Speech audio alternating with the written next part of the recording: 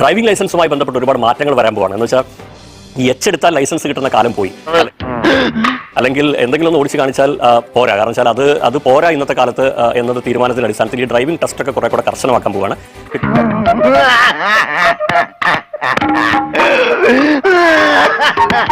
ലേണേഴ്സിൽ 12 പാസ്സായാൽ പാസ്സാവുമായിരുന്നു. ഇനി അങ്ങനെയല്ല, 30 ചോദ്യമാക്കി വർദ്ധിപ്പിക്കണം. 25 ചോദ്യം പാസ്സാവണം ലേണേഴ്സിൽ.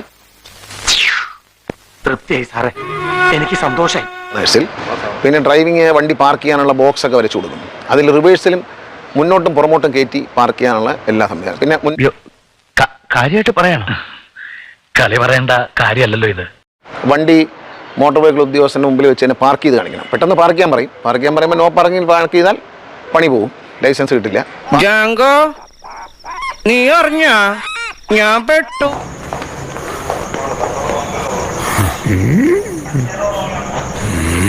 ലൂസാവുകയും 20 ലൈസൻസ് കൂടുതൽ ഒരു ദിവസം ഒരു ഓഫീസിൽ നിന്ന് കൊടുക്കാൻ പാടില്ലെന്ന് തീരുമാനിച്ചിട്ടുണ്ട്. അതിൻ്റെ ഉത്തരവ് ഉടനെ വരും.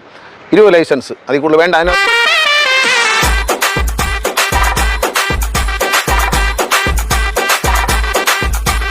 ഇപ്പോ വേണുഗോപാൽ ജിക്ക് എന്ത് തോന്നുന്നു? ഒരു ലോട്ടറി അടിച്ച സുഖം. ഞാൻ ലൈസൻസ് ഉണ്ട്, പക്ഷെ വണ്ടി ഓടിച്ചിട്ടില്ല എന്ന് പറയുന്ന എത്ര പേരെ നമുക്ക് കാണാം കേരളത്തിൽ.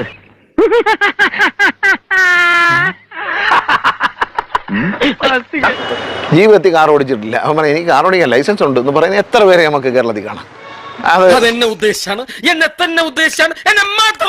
അല്ല, 3 ചെറുപ്പക്കാർ ഹെൽമെറ്റും വയ്ക്കാതെ സർക്കസ് കാണിച്ചൊന്നും പോകാൻ പറ്റില്ല. അതെല്ലാം വലിയ ഫൈനായിരിക്കും. അതിന്റെ രക്ഷകർത്താക്കളെയും ഫൈൻ അടിക്കും, കൊച്ചുകുട്ടികളൊക്കെ ആണെങ്കിൽ. എന്ത് പറ്റിയടാ? ചായ നെറുകന്തലേ കയറി ബ്ലോക്ക് ആയതാ. സ്പീക്കർമാർക്ക് വേണ്ടി അവർക്ക് തന്നെ അവരെ നമ്മൾ അവഗണിക്കുന്നില്ല. അവർക്ക് പ്രത്യേകമായ ഒരു സ്ഥലം അവർ തന്നെ കണ്ടെത്തി അതിനകത്ത് സർക്കസ് ചെയ്യാനും തലകുത്തി മറിയാനും എല്ലാ സംവിധാനം ഉണ്ടാക്കിയിട്ട് വന്നാൽ പെർമിഷൻ കൊടുക്കുമെന്ന് ഞാൻ ആദ്യം പറഞ്ഞല്ലോ. അതാണ്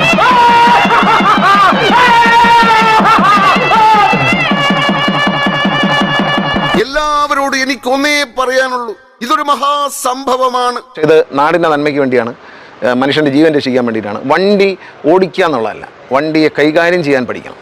അത് 100% ഞാൻ യോജിക്കുന്നു.